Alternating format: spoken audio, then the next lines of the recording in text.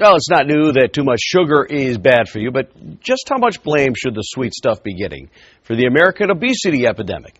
A lot of nutritionists say you'd be shocked if you took a look at how much sugar you really consume. Here's Fox 9's Rob Olson.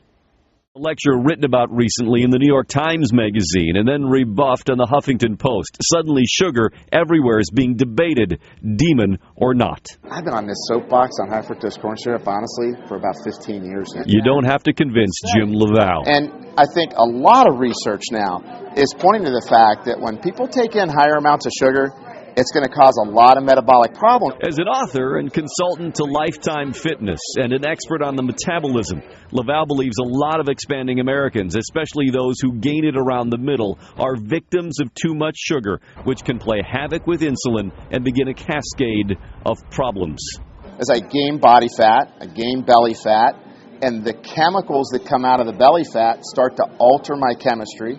It's a process that leads you towards chronic disease. Much of the blame is often pointed at corn and the high fructose corn syrup, a sugar replacement that is produced from it and put into a lot of processed foods. Last 30 years found that sugar intake has steadily increased, and right alongside it, our weight. The point being, if you're not reading labels, you may not realize how much added sugar you eat each day in foods you wouldn't suspect, like sports drinks or cereal bars. Peanut butter.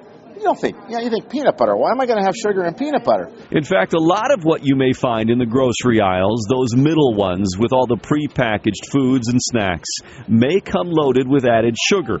And while the debate will continue about its effects and how much is in fact too much, it is now a debate being heard at a much higher volume. I really believe that the information on high fructose corn syrup has been out for a while. It's just now hitting critical mass, and you have a lot of leading researchers now that are looking at it and saying, hey, there's issues here. Rob Olson, Fox 9 News.